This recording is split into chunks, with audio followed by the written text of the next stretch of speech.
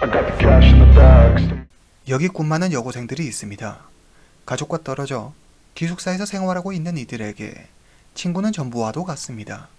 함께 공부하고 밥을 먹고 잠을 자며 모든 것을 함께하고 모든 것을 같이 나누던 7명의 여학생이 한꺼번에 변을 당하는 일이 생깁니다. 이들에게 과연 무슨 일이 생긴 걸까요? 천진시는 중국 동부의 광역시로 수도 베이징과 인접해 있습니다. 인구 1562만 명이 살고 있는 대도시로 경제, 금융이 발달한 상공업 도시죠. 오늘은 천진시 시내에서 남서쪽으로 약 40km쯤 떨어진 정해현에 있는 한 고등학교 여자 기숙사에서 일어난 사건에 대해 이야기해 보겠습니다. 정해 1중은 우리나라 고등학교 과정에 해당하는 학교로 1958년에 설립돼 학생 3,000여 명과 교직원 200여 명이 다니고 있는 중국 내 상위권을 유지하고 있는 명문 고등학교입니다. 1998년 12월 23일 바람이 차가운 추운 겨울 아침 정해 1중 3학년 9반 학생들은 교실에서 조용히 아침 자율학습을 하고 있습니다. 그런데 평소와 달리 자리가 군데군데 비어 있습니다. 부반장 샤오팅이 인원을 확인합니다. 모두 같은 기숙사 방을 쓰고 있는 7명이 자리에 없었습니다. 아침 자율학습이 끝나고 학생들은 자리에서 일어나 아침밥을 먹으러 식당으로 내려갑니다. 부반장 샤오팅은 아침 자율학습에 빠진 친구들을 데리러 여자 기숙사 113호로 갑니다.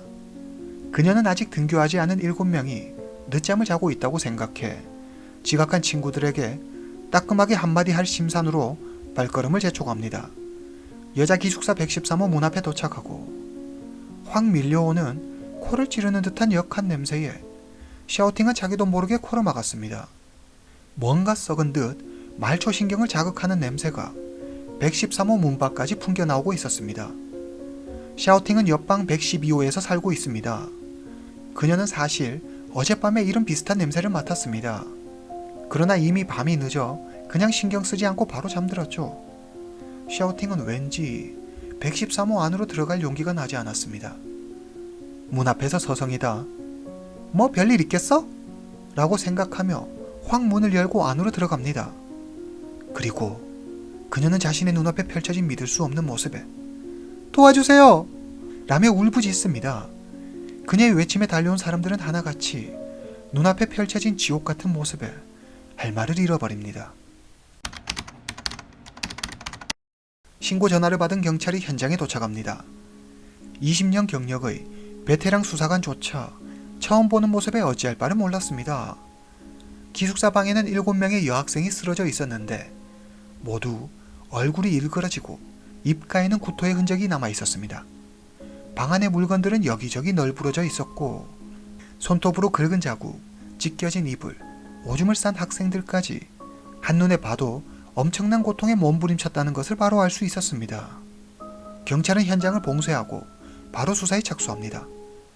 처음 경찰은 스스로 극단적인 선택을 했을 가능성에 무게를 두고 수사하지만 한두 명도 아니고 7명이나 되는 학생들이 한날 한시에 같은 장소에서 단체로 이런 선택을 했다는 것이 매우 이상했습니다. 경찰은 학생들의 상태로 보아 사인을 농약 중독으로 판단하고 사건 현장을 조사합니다. 경찰은 방 안 어디선가 희미하게 시큼한 냄새가 나는 것을 발견합니다. 냄새는 탁자 위에 놓여있는 유리컵에 든 액체에서 났는데 그 액체의 정체가 매우 수상했습니다. 경찰은 유리컵에서 지문을 채취하고 유리컵 안에 든 액체와 사건 현장에서 발견한 피해자의 혈흔, 구토물, 소변 등 여러 단서를 수집해 분석을 의뢰합니다. 그리고 교직원들과 학생들을 만나 학교 내부 상황을 파악합니다. 경찰은 면담을 통해 기숙사 113호에 원래 총 8명의 여학생이 함께 살았다는 사실을 알게 됩니다. 그렇다면 현장에서 발견된 7명의 여학생 외에 다른 한 명이 더 있다는 말이 되는데 경찰은 곧장 해당 여학생을 수소문합니다. 그녀의 이름은 조효설.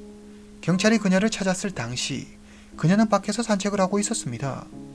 지금 너와 같은 방을 쓰고 있는 친구들한테 무슨 일이 일어났는지 알고 있니? 경찰이 묻자 조양은 경찰을 바라보며 아무것도 모른다고 말합니다. 태연하게 미소를 지으며 대답하는 조양의 모습에 경찰은 알 수 없는 공포를 느낍니다. 113호의 유일한 생존자. 경찰은 그녀를 용의선상에 올려놓고 수사를 진행합니다. 12월 24일 부검 결과 7명의 피해자 모두 22일 밤 11시경에 사망한 것으로 추정됩니다. 피해자의 구토물, 소변, 그리고 유리컵에 든 액체에서 모두 농약 성분이 검출됩니다. 예상한 대로 사인은 농약 중독이었습니다. 경찰은 가장 먼저 학생 식당 조리사를 용의자로 의심하고 수사하지만 피해자들 외에 피해를 본 학생이 아무도 없었기 때문에 금방 혐의에서 벗어납니다. 경찰은 여자 기숙사에 살고 있는 학생들을 대상으로 사건 발생일로 추정되는 22일 밤 수상한 사람을 봤거나 특별한 일을 목격한 사람은 없었는지 조사합니다. 113호 옆방인 112호에 살고 있는 서량과 고경의 진술에 따르면 12월 20일 밤 11시 50분 조금 전부터 갑자기 나기 시작한 악취 때문에 서량과 고경은 도저히 잠을 잘 수가 없었습니다. 두 사람은 창문을 열어 환기를 시켜보지만 시간이 지날수록 냄새는 더 심해졌습니다. 도저히 견딜 수 없었던 두 사람은 기숙사 관리인 왕씨를 찾아갑니다. 세 사람은 기숙사 전체를 함께 돌아본 후 113호, 112호, 111호, 110호 이렇게 4개의 방 중 하나에서 문제의 악취가 퍼져나오고 있다는 것을 알게 됩니다. 이 사실을 보고하기 위해 관리인 왕씨는 당직 교사에게 전화하지만 그는 전화를 받지 않습니다. 그들은 직접 당직실로 당직 교사를 찾아가지만 당직실에는 아무도 없었습니다. 그러자 왕씨는 밤이 많이 늦었으니 서량과 고경에게 방으로 돌아가라고 얘기합니다. 할 수 없이 두 사람은 역한 냄새를 참아가며 억지로 잠을 청합니다. 경찰은 두 학생의 진술을 바탕으로 22일 밤 9시에서 11시 사이에 사건이 일어났을 것으로 추정합니다. 경찰은 계속해서 여러 학생의 증언을 수집합니다. 그 결과 용의자 조양이 사건 당일 밤 113호에서 피해자들과 함께 있었다는 정황이 드러납니다. 이미 앞에서 언급해 드렸듯이 조양은 원래 113호에서 7명의 피해자와 함께 지내고 있었습니다. 학생들의 증언에 따르면 조양은 사건 당일 밤에도 여느 날처럼 피해자들과 함께 방에 있었고 기숙사 방에서 같은 반 친구들이 고통 속에서 괴로움에 몸부림치는 모습을 다 지켜봤고 숨진 친구들과 함께 잠을 잤다는 얘기가 됩니다. 10대 여고생이 이런 엄청난 일을 겪고도 아무렇지 않다니 이 소름 돋는 사실에 사람들은 경악을 금치 못했습니다. 사건이 일어나고 당시 상황을 제일 먼저 목격했을 조양이 신고도 하지 않고 아무런 조치도 취하지 않았다는 사실에 조양이 범인일 것이라는 경찰의 의심은 점점 확신으로 변해갔습니다. 경찰은 결정적인 단서를 찾기 위해 현장을 샅샅이 조사합니다. 피해자들의 몸에서 별다른 상흔이 발견되지 않았고 방 안의 물건들이 여기저기 너저분하게 널브러져 있기는 했지만 다툼이나 누군가 침입한 흔적은 발견되지 않았습니다. 그리고 방바닥에서 발견된 혈흔의 위치, 크기, 모양, 방향 등을 볼 때 피해자 모두 가만히 서 있거나 누워있는 상태에서 생겼을 것으로 추정되며 딱히 피해자의 움직임은 느껴지지 않았습니다. 또한 피해자들의 구토물 속에서 아직 다 소화되지 않은 사과 조각들이 나왔는데 아무리 농약을 물에 희석한다고 해도 냄새가 심하게 나서 마시기 힘들기 때문에 피해자들이 사과를 함께 먹었을 것으로 추정했습니다. 같은 반 친구들은 피해자들이 사이가 매우 좋았다고 했습니다. 관계가 꽤 돈독했다는 증언들로 미뤄볼 때 원한에 의한 사건은 아닌 듯 했습니다. 농약 성분이 검출된 액체가 있던 유리컵에서 채취한 지문을 분석한 결과 조양의 지문과 완벽히 일치했습니다. 경찰은 사건 현장에서 수집한 증거물 리스트를 다시 한번 확인합니다. 증거물 중에 과도 한 자루가 있었는데 과도에서도 조양의 지문이 발견됩니다. 경찰은 범행에 사용된 농약을 판매하는 곳을 찾아갑니다. 가게 사장은 12월 20일 무렵 10대로 보이는 여학생 한 명이 0.5kg 농약 한 병을 사갔어요. 그 학생은 바로 조양이었습니다. 경찰은 바로 조양을 가장 유력한 용의자로 지목하고 그녀를 체포합니다. 그러나 조양은 자신의 범행을 일체 부인합니다. 경찰이 증거를 들이대며 그녀를 추궁하자 결국 조양은 자신의 범행을 자백합니다. 그런데 그녀는 경찰의 예상과 달리 자신은 조력자일 뿐 범인은 아니라고 말합니다. 이 일을 꾸미고 실행한 건 류산산이에요. 전 류산산이 시키는 대로 했을 뿐이에요. 류산산. 그녀는 숨진 7명의 학생 중 한 명입니다. 류산산은 조양과 가장 친한 친구입니다. 학교에서도 이 둘은 아주 특별하다고 소문이 자자합니다. 그럼 지금부터 조효설의 진술을 바탕으로 사건을 재구성해 보겠습니다.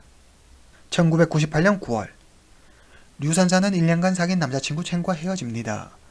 그녀는 시련의 아픔을 이기지 못한 채 눈물로 밤을 지새웁니다. 친구 조효설의 위로도 아무 소용이 없었습니다. 그녀는 세상이 끝난 것처럼 힘들어했습니다. 3달 뒤 1998년 12월 22일 류산산의 상태가 더 안 좋아졌습니다. 극도의 불안 증세와 심각한 우울 증세를 보였습니다. 오전 수업이 끝나고 류산산이 조효설을 부릅니다.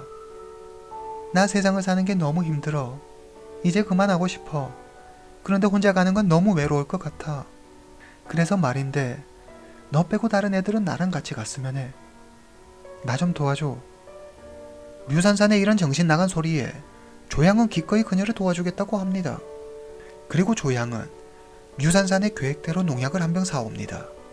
밤 10시 류산산과 조효설은 기숙사 밖에서 물에 농약을 탄 뒤 물병과 유리컵을 가지고 기숙사 방으로 들어옵니다.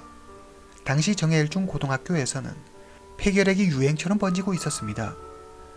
류산산은 자신의 어머니가 폐결핵에 좋은 약을 보내줬다며 다 같이 먹자고 합니다.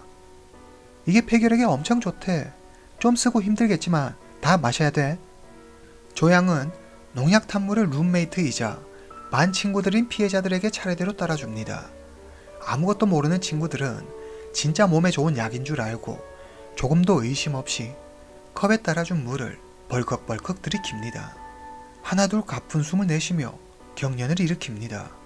조양은 조금만 참으면 금방 괜찮아질 거라고 친구들을 안심시킵니다. 그리고 친구들이 마신 물을 뱉지 못하도록 사과를 먹입니다. 고통 속에 몸부림치던 친구들이 하나둘 조용해집니다. 그녀들은 그렇게 숨을 멈춥니다. 가장 친한 친구 류산산과의 약속을 지켰다고 생각한 조양은 그대로 친구들 곁에서 잠을 잡니다. 다음날 아침 자율학습 시간이 끝나고 조양은 혼자 밖에 나가 산책을 즐깁니다. 그러다 자신을 찾는 경찰을 만나게 된 거죠. 1999년 7월 28일 천진시 정혜연 인민법원에서 재판이 열렸습니다. 법원은 조효설에게 무기징역을 선고합니다. 당시 조양은 18세 미만의 미성년자였기 때문에 법정 최고형을 면할 수 있었습니다. 무기징역은 당시 조양이 받을 수 있는 형법상 가장 무거운 형벌이었습니다. 재판이 끝난 뒤 조양은 전 그저 친구의 부탁을 받고 도와줬을 뿐이에요. 전 아무 잘못 없어요. 무죄를 주장하며 1심 재판 판결을 불복해 항소합니다. 하지만 천진시 고등법원은 원심의 판결을 그대로 유지합니다. 이후 조양은 모범수로 인정받아 15년 만인 2014년에 다시 사회로 돌아왔습니다. 들리는 소문에 의하면 그녀는 현재 결혼해 아이까지 낳고 잘 살고 있다고 합니다. 재판이 끝나자 중국 법원을 비난하는 여론이 들끓었습니다. 사람들은 조양의 진술만 믿고 조양을 단순한 공범으로 치부해 판결했다며 중국 법원의 판결에 불만을 품었습니다. 대다수 중국인은 조양이 거짓말을 하는 것이며 사전에 이 모든 것을 계획하고 실행한 사람은 조양이라고 생각했습니다. 즉, 조효설이 이 사건의 진범이라는 것이죠. 많은 사람들은 그녀가 사이코패스일 것이라고 생각했습니다. 그도 그럴 것이 사건 당일 조양은 직접 농약이 든 물을 친구들에게 나눠주며 마시게 했습니다. 또 친구들이 구토하는 것을 막기 위해 사과를 먹입니다. 그리고 친구들이 숨진 뒤에도 기숙사 방을 떠나지 않고 친구들 옆에서 잠을 잤습니다. 절대 정상적인 사고를 가진 사람이 할 수 있는 행동이 아니었습니다.